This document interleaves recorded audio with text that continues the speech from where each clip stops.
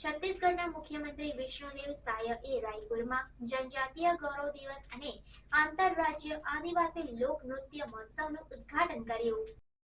છત્તીસગઢના મુખ્યમંત્રી વિષ્ણુદેવ સાયએ 14 નવેમ્બર 2024ના રોજ રાયપુરના સાયન્સ કોલેજ મેદાનમાં 2 દિવસીય જનજાતીય ગૌરવ દિવસ અને આંતરરાષ્ટ્રીય આદિવાસી લોક નૃત્ય મહોત્સવનું ઉદ્ઘાટન કર્યું. આ કાર્યક્રમ ભગવાન બિરસા મુંડાની 150મી જન્મજયંતિ નિમિત્તે આયોજિત છે અને આદિવાસી સમુદાયોની સમૃદ્ધ સાંસ્કૃતિક વારસાને ઉજવવાનો હેતુ ધરાવે છે.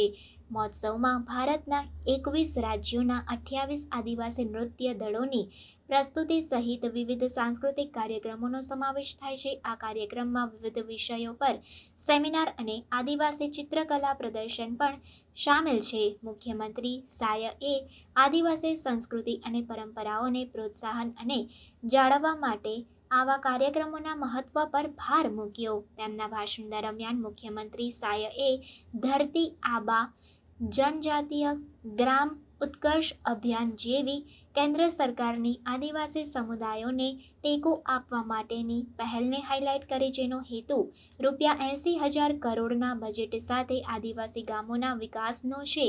તેમણે ભગવાન બિરસા મુંડા, શહીદ વીર નારાયણસિંહ, શહીદ ગેંદસિંહ અને ગુંડાધુર જેવા આદિવાસી નેતાઓને શ્રદ્ધાંજલિ આપી. મુખ્યમંત્રીએ ભગવાન બિરસા મુંડાની જન્મજયંતિને જનજાતીય ગૌરવ દિવસ તરીકે જાહેર કરવા બદલ પ્રધાનમંત્રી નરેન્દ્ર મોદીનો આભાર વ્યક્ત કર્યો, જે આદિવાસી સમુદાયોની ગૌરવ અને માન્યતાને વધારશે. આ કાર્યક્રમ પર્યટનને વેગ આપશે અને આદિવાસી કલાકારોને તેમની પ્રતિભા દર્શાવવાનો મંચ પ્રદાન કરશે.